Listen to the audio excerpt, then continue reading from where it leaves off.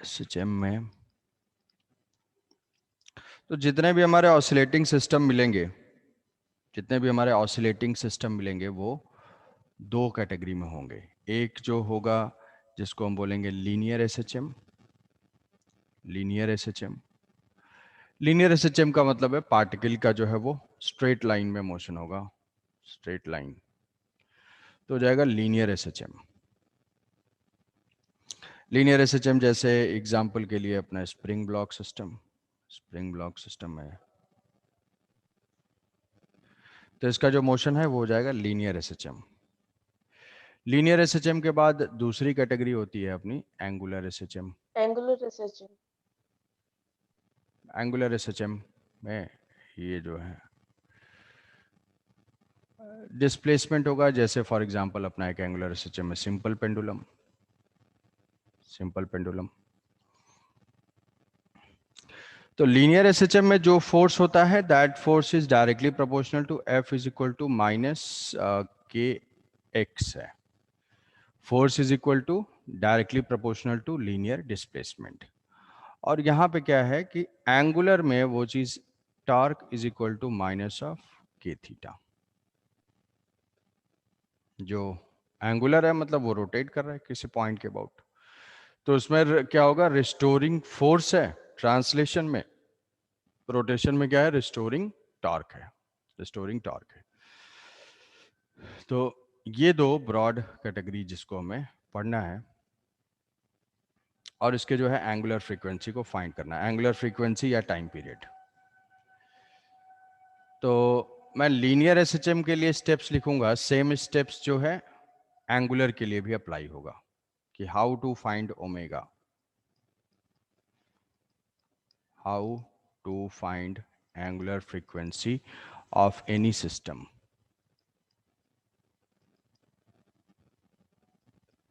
Basic यही है, इसके अलावा बाकी सारे फॉर्मूलेज हैं।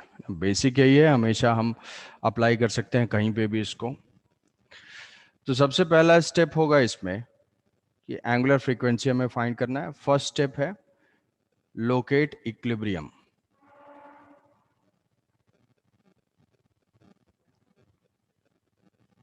Locate equilibrium position,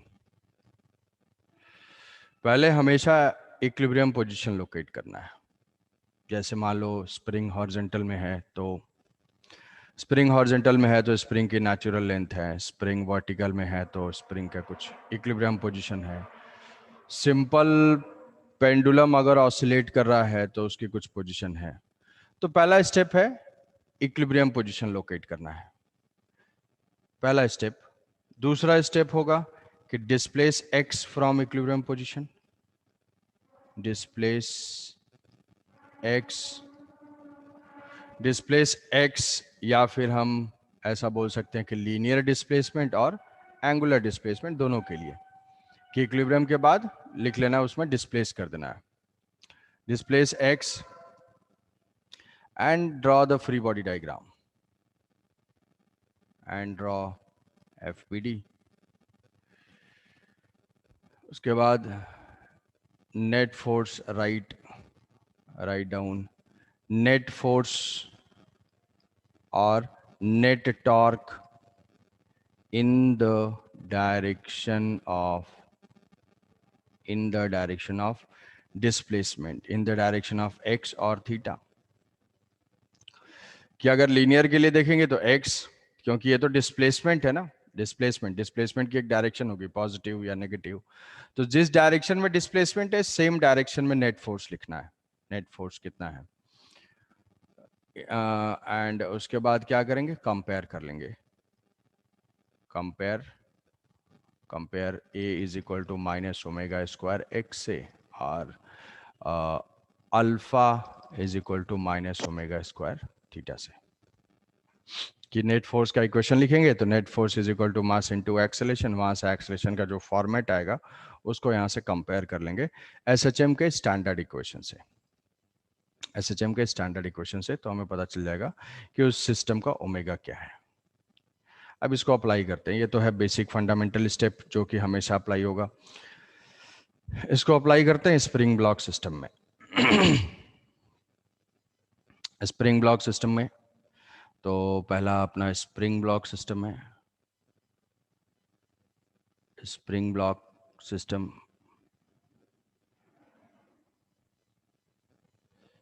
spring block system मान लिया कि ये हॉरिजॉन्टल है। पहला है कि हॉरिजॉन्टल यहां से लिया, ये स्प्रिंग है और ये ब्लॉक है स्प्रिंग कांस्टेंट के, और ये मास है स्मॉल एम। अब इसमें से ये बोला जाए कि इसका जो है एंगुलर फ्रीक्वेंसी बताओ, what is the angular frequency of the system. तो पहला स्टेप क्या है मेरा, इक्विलिब्रियम लोकेट करना। तो स्प्रिंग एंड ब्लॉक है, हॉरिजॉन्टल है, तो इक्विलिब्रियम पोजीशन कौन सी हो जाएगी, natural length. Natural length is the equilibrium position. Natural length equilibrium position है, फिर वहां से डिस्प्लेस किया, वहां से डिस्प्लेस कर दिया, तो डिस्प्लेस किया एक्स राइट साइड में। डिस्प्लेस करने के बाद क्या करेंगे, इसका फ्री बॉडी डायग्राम। तो फ्री बॉडी डायग्राम ड्रॉ कर दिया, तो ये है न्यू पोजीशन। तो फ्री बॉडी डायग्राम ड्रॉ करेंगे यहाँ पे, तो क्या कौन कौन से फोर्सेस होंगे, नॉर्मल रिएक्शन होगा, mg होगा, और स्प्रिंग नेचुरल लेंथ से x डिस्प्लेस हुई है तो स्प्रिंग फोर्स होगा, किधर होगा वो, kx। क्या राइट साइड में कोई फोर्स है, राइट साइड में तो कोई फोर्स नहीं है, तो क्या बोल सकते हैं इसको, हम ऐसे बोल सकते हैं कि कोई फोर्स नहीं है, जीरो है। क्या लिखना है, net force in the direction of displacement, मतलब राइट साइड में नेट फोर्स कितना है, वो हो जाएगा माइनस के x is equal to M into A. तो यहाँ से जो एक्सेलरेशन होगा, acceleration is equal to minus के by M into X. Omega square compare करना में स्टैंडर्ड फॉर्मेट से, जो एसएचएम का स्टैंडर्ड फॉर्मेट है, ओमेगा स्क्वायर एक्स। तो यहाँ से कंपेयर करेंगे, what is omega, omega is equal to square root of के by M. K by M. What is time period, time period is equal to 2 pi divided by omega, ये हो जाएगा 2 pi root M by K. Yes sir. ठीक है,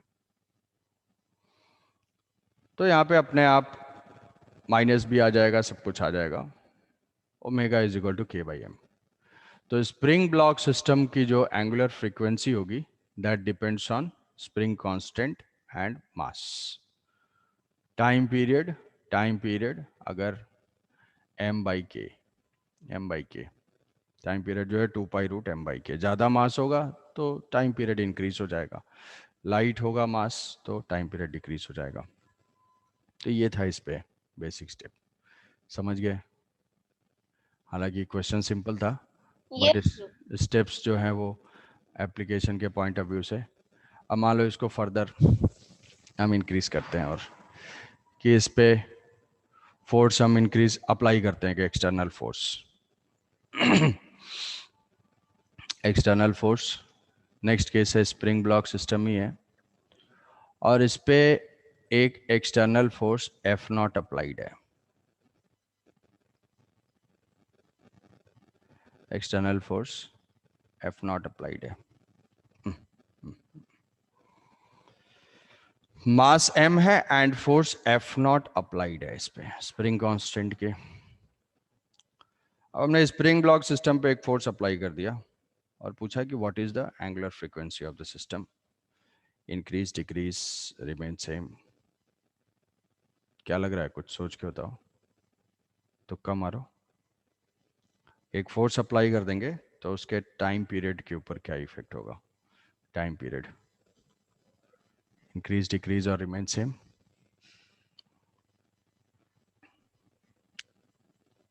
sir increase. Increase, ठीक है, तुक्का मारने में तो वैसे एक्सपर्ट हो, मारो क्या करना है। देखा जाएगा, ठीक है। Basic step same, locate equilibrium. तो ये तो हमारी नेचुरल लेंथ है, ये नेचुरल लेंथ थी, अगर मैंने फोर्स अप्लाई किया तो ब्लॉक कहीं पे, इक्विलिब्रियम पोजीशन पे क्या होगा, नेट फोर्स जीरो। तो नेट फोर्स जीरो मतलब यहां से नेचुरल लेंथ से x नॉट डिस्टेंस पे इक्विलिब्रियम पोजीशन होगी, k into x not and ये हो जाएगा F not at equilibrium k x naught is equal to f naught. So x naught is equal to f naught by k. मतलब जो normal spring block system था, अगर हमने force apply कर दिया और वो फोर्स भी कांस्टेंट है, F not is a constant, constant है तो क्या शिफ्ट हो गई, क्या इक्विलिब्रियम पोजीशन शिफ्ट हो गई, इक्विलिब्रियम पोजीशन शिफ्ट हो गई, कितना, एफ नॉट बाई के, एफ नॉट बाई के शिफ्ट हो गया। अब पहला स्टेप था लोकेट इक्विलिब्रियम, तो इसकी इक्विलिब्रियम पोजीशन यहां पे है, ये है इक्विलिब्रियम पोजीशन। इससे x डिस्प्लेस करना है, तो यहां से x डिस्प्लेस कर दिया, x और उसके बाद फ्री बॉडी डायग्राम ड्रॉ करना है। तो यहां से अब अगर फ्री बॉडी डायग्राम यहां पे ड्रॉ करूंगा तो इधर फोर्स होगा स्प्रिंग का, स्प्रिंग में का जो फोर्स होता है वो डिपेंड करता है कहां पे, इस नेचुरल लेंथ से चेंज पे हमेशा। तो नेचुरल लेंथ से चेंज टोटल अभी कितनी हो चुकी है, एक्स नॉट इक्विलिब्रियम और प्लस एक्स ये, ठीक है। तो के एक्स प्लस एक्स नॉट होगा फोर्स। कुछ लोग मन ही मन सोच रहे होंगे अरे यार मैं तो के एक्स ही सोच रहा था, है ना। नेचुरल लेंथ से चेंज, नेचुरल लेंथ से ऑलरेडी एक्स नॉट है, फर्दर एक्स वहां से मैंने डिस्प्लेसमेंट मुझे करना है कहां से, एक्स मीन पोजीशन से, इक्विलिब्रियम पोजीशन से, यहाँ पे है फोर्स एफ नॉट।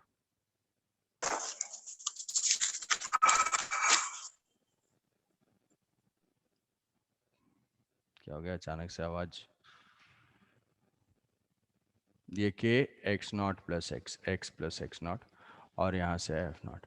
क्या इक्वेशन लिखेंगे, net force in the direction of displacement, displacement right की तरफ है, राइट की तरफ what is net force, F naught minus के x plus x naught is equal to mass into acceleration.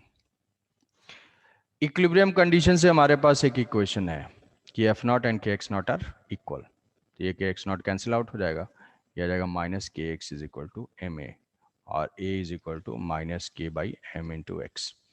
So what is angular frequency, angular frequency again same, omega is equal to square root of के by m and time period is equal to 2 pi root m by k, 2 pi root m by k. So constant force does not changes the, constant force does not changes the angular frequency or time period. It only changes the mean position or extreme equilibrium position. पहले जो equilibrium position natural length पे थी, अभी वो equilibrium position natural length से थोड़ा दूर है, एक्स नॉट डिस्टेंस पे है and that x naught is F not by के। तो ये पॉइंट लिख लोगे, जो लोग लिख नहीं रहे हैं वो याद कर लेंगे अभी के लिए, बाद में तो श्योर शॉट भूल ही जाओगे, अगर लिखोगे नहीं तो याद तो कुछ नहीं रहेगा। कि angular constant force does not changes the angular frequency, constant force जो है वो एंगुलर फ्रीक्वेंसी को चेंज नहीं कर रहा है, क्या कर रहा है वो, सिर्फ it shifts the equilibrium position, ये जो है इक्विलिब्रियम पोजीशन को चेंज कर रहा है। F not changes the equilibrium position,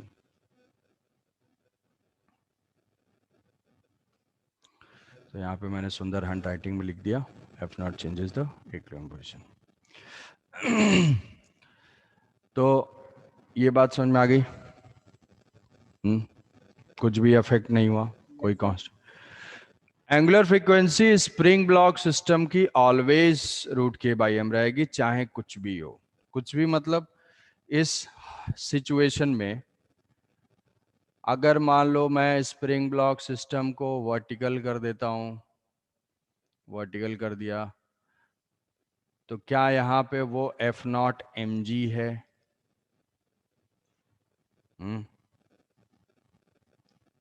अगर इसको यहाँ पे इंक्लाइंड प्लेन पे अगर इसको रख देते हैं तो क्या वो कांस्टेंट फोर्स इस केस में एम जी साइन थीटा है। अगर इसको जो है लिफ्ट वाले सिस्टम में हम एक्सेलरेट कराते हैं अपवर्ड डायरेक्शन में, तो क्या वो कांस्टेंट फोर्स ma है, स्यूडो फोर्स है? कुछ भी, कोई भी स्प्रिंग ब्लॉक सिस्टम कहीं पे भी हो, अगर ये ग्रेविटी फ्री स्पेस में है तो भी कुछ नहीं है। ग्रेविटी फ्री स्पेस में होगा तो भी स्प्रिंग ब्लॉक सिस्टम का रूट k/m। एक्सलेटेड है, लिफ्ट में है, रोटेटिंग में है, कुछ भी है, कहीं पे भी अगर स्प्रिंग ब्लॉक में k चेंज नहीं हो रहा है, m चेंज नहीं हो रहा है, तो एंगुलर फ्रीक्वेंसी चेंज नहीं होगी। अगर इसी सिस्टम को ऐसे कर दिया यहाँ से, और ये स्प्रिंग यहाँ से अटैच्ड है, सब केस में, हर केस में, in each and every case angular frequency omega is equal to square root of k/m। ठीक है, समझे? Yes sir. सर आप लास्ट सेंटेंस को एक और बार रिपीट कर दीजिए, कट गया आपका आवाज। कि angular frequency for any spring block system remains constant for all the cases, जो भी केसेस यहाँ ड्रॉ किए कि स्प्रिंग ब्लॉक सिस्टम की जो एंगुलर फ्रीक्वेंसी है that remains constant. Gravity free space हो, इंक्लाइन प्लेन हो, एक्सेलेटेड हो, रोटेटिंग हो, जब तक spring constant and mass same है, k and m are same, spring block system की फ्रीक्वेंसी सेम रहेगी।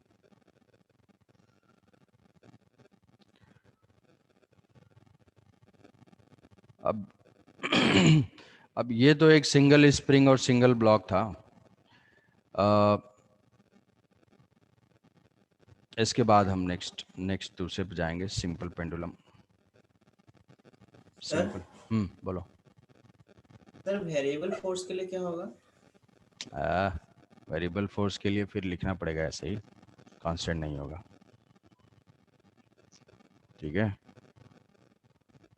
वेरिएबल फोर्स के लिए अभी क्वेश्चन करा दूंगा, वेरिएबल फोर्स के लिए अभी नहीं करना है। बॉयंट फोर्स उस लिक्विड में कुछ डूबा हुआ है उसके लिए, तो उसके लिए कर लेंगे अभी। ठीक है, एक कदम आगे ही चलना है, तुम्हारे ही नंबर पे मेरा फोकस है अमलान, है ना? ये अलग वैज्ञानिक बन रहे हैं। सिंपल पेंडुलम, वेरिएबल फोर्स में जैसे इस टाइप का कोई सिस्टम हो जाएगा तो हमारा अप्रोच बिल्कुल सेम रहेगा कोई भी, कि यहाँ से अगर स्प्रिंग ब्लॉक सिस्टम है, स्प्रिंग ब्लॉक सिस्टम में अगर ये है, ब्लॉक है, लिक्विड में कुछ सस्पेंडेड है ये ऐसा, तो उस केस में अगर भाई ऑसिलेट करेंगे तो बॉयंट फोर्स वगैरह चेंज होगा। तो वेरिएबल फोर्स के लिए हमें क्या करना होगा, फिर से सॉल्व करना पड़ेगा, इतना स्ट्रेट फॉरवर्ड नहीं होगा, तो वेरिएबल फोर्स हम लोग अभी नहीं करेंगे।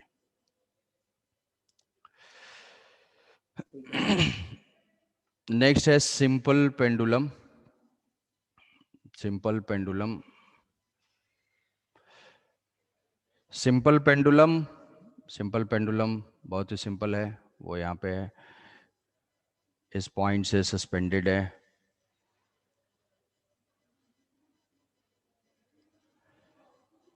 मास m, लेंथ l। अगर हम इसको स्लाइटली डिस्प्लेस करते हैं, स्लाइटली डिस्प्लेस किया तो इसका जो है ऑसिलेशन का angular frequency and time period बताना है। स्लाइटली डिस्प्लेस कर दिया, स्लाइट डिस्प्लेसमेंट, यहां से ये है थीटा।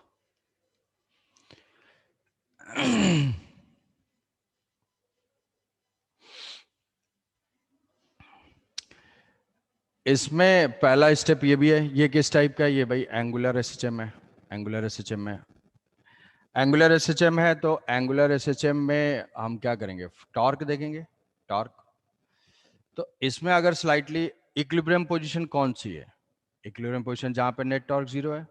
नेट टॉर्क जीरो कहां पे है, नेट टॉर्क जीरो जो वर्टिकल पोजीशन है, यहां से mg एक्ट कर रहा है, यहां से mg एक्ट कर रहा है, और यहाँ पे टेंशन t है, इस पॉइंट के अबाउट टॉर्क जीरो है, तो यही मेरी मीन पोजीशन है, यही क्या है, यही मीन पोजीशन है। तो अगर यहां से अब लोकेट इक्विलिब्रियम, तो पहला स्टेप तो हो गया, ये जो वर्टिकल पोजीशन है वही इक्विलिब्रियम पोजीशन है, नेट टॉर्क 0 है इसके अबाउट। डिस्प्लेस थीटा, थीटा मतलब यहां पे मैंने एंटी क्लॉकवाइज में ऐसे डिनोट कर दिया, एंटी क्लॉकवाइज में डिनोट कर दिया थीटा।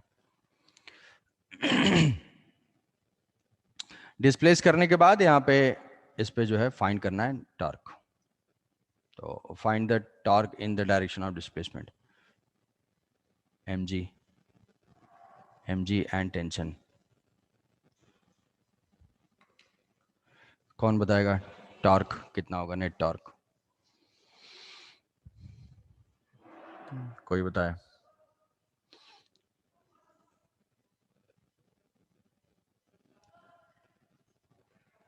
बताओ भाई, अपने वैज्ञानिक अम्लान, क्या टॉर्क बताओ तो, नेट टॉर्क।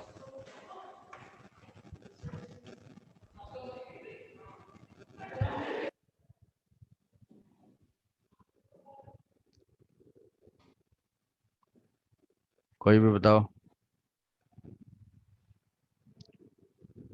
हाँ सर, एक सेकंड।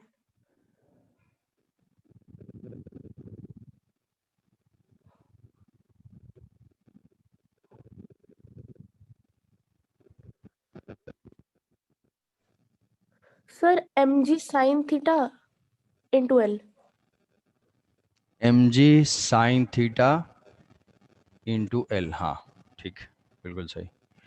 कि नेट टॉर्क, टॉर्क जो है यहां से फोर्स इंटू परपेंडिकुलर डिस्टेंस, तो ये है अपना फोर्स, तो line of action of force, और जिस पॉइंट के अबाउट चाहिए वो है ये एल कॉस थीटा, और ये है एल साइन थीटा। तो जो भी हमने टॉर्क के लिए इक्वेशन लिखा हुआ है, एफ इंटू आर परपेंडिकुलर या F perpendicular into R. F perpendicular, यहाँ से मैंने क्या किया, फोर्स वही रखा है mg, और वहां से पॉइंट से किस पॉइंट के अबाउट फाइंड करना है, पॉइंट ऑफ सस्पेंशन के अबाउट, तो वहां से परपेंडिकुलर डिस्टेंस ले लिया। ये टॉर्क किस सेंस में है, ये टॉर्क क्लॉकवाइज में और एंटी क्लॉकवाइज में, तो यहाँ समझ में आएगा कि ये टॉर्क क्लॉकवाइज में है, ये टॉर्क क्लॉकवाइज में है ना। डिस्प्लेसमेंट हमारा किस सेंस में है, एंटी क्लॉकवाइज में। Net torque in the direction of displacement, तो net torque in the direction of displacement हो जाएगा 0 माइनस 0। क्यों लिख रहा हूं, क्योंकि एंटी क्लॉकवाइज में कोई टॉर्क है नहीं, इसलिए तो उधर मान ले रहा हूं कि 0, और टॉर्क mg का है वो इधर है। क्या ये बात समझ पा रहे हो कि टेंशन का टॉर्क तो 0 ही है, टेंशन का टॉर्क 0 है, तो हो जाएगा Yes, sir. Yes, sir. Line M of action में। ये mg हाँ sir. Into L sine theta, ये हो जाएगा torque is equal to I alpha.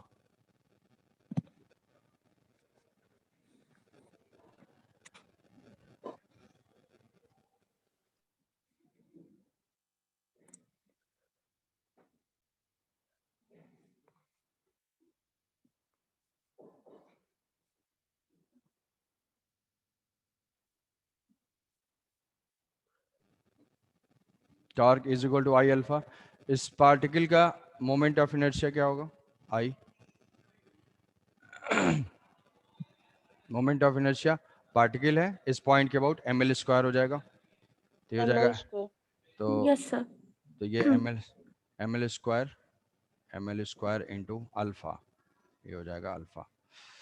Torque is equal to I alpha, तो यहाँ से अगर हम देखेंगे m कैंसिल आउट करेंगे, l कैंसिल आउट होगा, so alpha is equal to minus G sine theta by L, G sine theta by L. तो क्या यहाँ पे alpha directly proportional to theta है, अल्फा हमारा एंगुलर एक्सेलेरेशन है, ये माइनस ओमेगा स्क्वायर थीटा, क्या डायरेक्टली प्रोपोर्शनल टू थीटा है, डायरेक्टली प्रोपोर्शनल टू थीटा नहीं है। यहाँ पे क्या है, साइन थीटा आ रहा है, ये क्या है, साइन थीटा आ रहा है। अच्छा, सो ये हो जाएगा net torque is equal to, क्या यहाँ पे alpha directly proportional to theta है, alpha directly proportional to theta नहीं है। तो जो जनरल डिस्प्लेसमेंट है it is not SHM, it is not SHM, क्योंकि SHM में क्या होना चाहिए, डायरेक्टली प्रोपोर्शनल टू डिस्प्लेसमेंट। अगर हम एंगुलर एसएचएम कर रहे हैं तो डायरेक्टली प्रोपोर्शनल टू थीटा आना चाहिए, बट यहाँ पे जो एक्सेलरेशन है that is not proportional to theta, ये जो है साइन थीटा के प्रोपोर्शन में है। It is not SHM but it is oscillation, ये जो है ऑसिलेटरी है, ऑसिलेशन कर रहा है, ऑसिलेट तो कर ही रहा है, टू एंड फ्रो मोशन। अब for small theta, for small theta जो है वो साइन थीटा को हम अप्रोक्सीमेट कर सकते हैं थीटा के इक्वलेंट, जैसे फॉर एग्जांपल साइन जीरो जो है वो जीरो होता है, या हाँ तो और ऑलमोस्ट ये जो है ये वैल्यू बहुत ही लार्ज तक होती है, जैसे मान लो साइन 30, ये जो है ये चीज ये रेडियन में होगा, डिग्री में नहीं, ठीक है। तो sine 10 is equal to not वो 10, रेडियन में होना चाहिए। जैसे कि मान लो कि साइन 30 डिग्री है, साइन 30 डिग्री है तो साइन 30 डिग्री के लिए कितना होगा, पाई बाई 6, तो पाई बाई 6 की वैल्यू कितनी होती है, वैल्यू उसकी 1/2 होती है, और पाई बाई 6 की वैल्यू भी ऑन एन एवरेज क्या होगी, पाई डिवाइडेड बाई 6, तो वो भी 1/2 ही आएगी।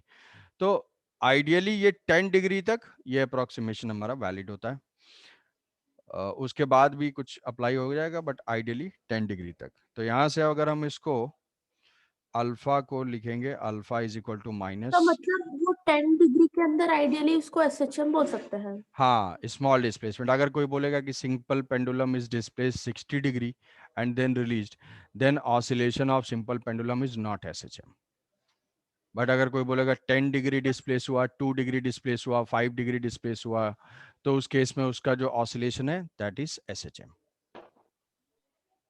ठीक है। Yes sir. तो यहाँ से हम कंपेयर करेंगे माइनस ओमेगा स्क्वायर थीटा, तो माइनस ओमेगा स्क्वायर थीटा, तो ये ओमेगा की जो वैल्यू होगी, omega is equal to square root of G by L, omega is equal to square root of G by L, और जो time period होगा, time period is equal to 2 pi root L by G, time period हो जाएगा 2 pi root L by G. Angular frequency, time period, ये हो जाएगा, ये formula पहले से ही पता होगा, ठीक है। तो सिंपल पेंडुलम के बारे में ये याद रखना है कि small displacement is SHM but large displacement is not SHM. Ideally क्या बोलेंगे, up to 10 degree it is SHM, beyond 10 degrees it is oscillation not SHM. तो अगर 60 डिग्री के लिए इसीलिए लैब में जब हम एक्सपेरिमेंट करते हैं तो जी की वैल्यू डिटरमिन करने के लिए ये हम इक्वेशन यूज करते हैं, और हमें ये पता होता है कि ये फार्मूला वैलिड है कितने डिस्प्लेसमेंट के लिए, स्मॉल डिस्प्लेसमेंट के लिए। तो अगर तुम वहाँ पे ये फार्मूला यूज करते हो और डिस्प्लेसमेंट बहुत ही लार्ज करके टाइम पीरियड फाइंड करते हो तो वैल्यू में एरर आएगा, समझे। Yes sir.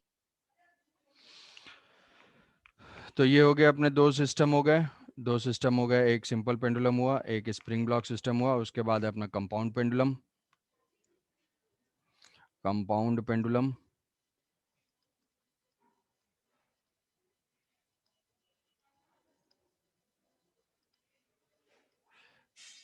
कंपाउंड पेंडुलम का मतलब क्या है कि कोई भी रिजिड बॉडी है, oscillation of a rigid body, कि किसी भी रिजिड बॉडी को अगर हम यहाँ से सस्पेंड कर देते हैं इस पॉइंट से, ऐसा बोल सकते हैं कि ये इस पॉइंट के अबाउट सस्पेंडेड है, सस्पेंडेड है, इसका कुछ मास है, कुछ मास इसका m है। तो कंपाउंड पेंडुलम क्या हुआ, किसी भी रिजिड बॉडी का ऑसिलेशन हम बोलेंगे उसको compound pendulum.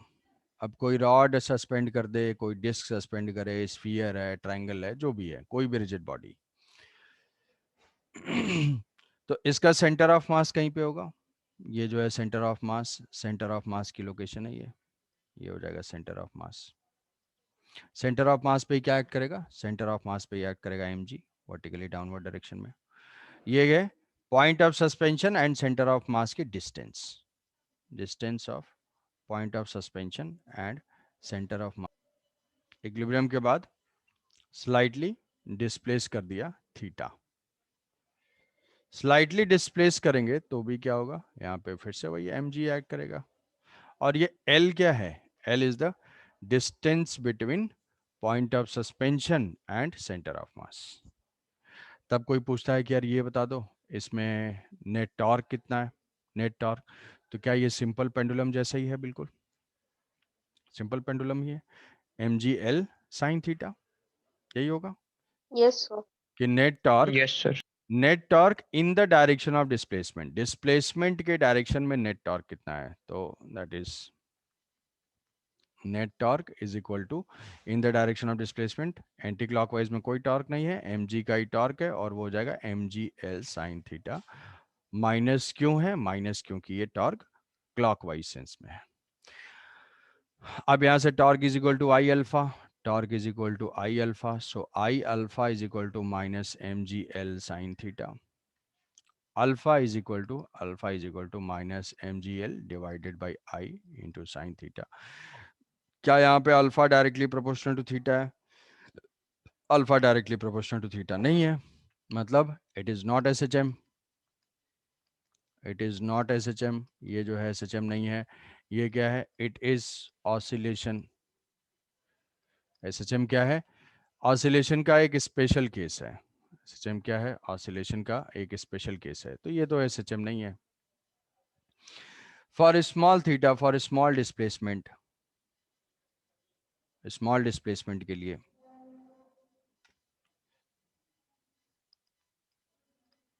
For small theta sine theta is approximately equal to theta, तो ये पुट कर देंगे, तो alpha is equal to minus mgl by I, और ये है थीटा। तब यहां से कंपेयर करेंगे, comparing the standard equation of SHM minus omega square theta, so omega is equal to root mgl divided by I, time period is equal to 2 pi root I by mgl, 2 pi root I by mgl। यहाँ पे I क्या है? I is the moment of inertia about point of suspension, I axis, ऐसा बोल सकते हैं कि I is the moment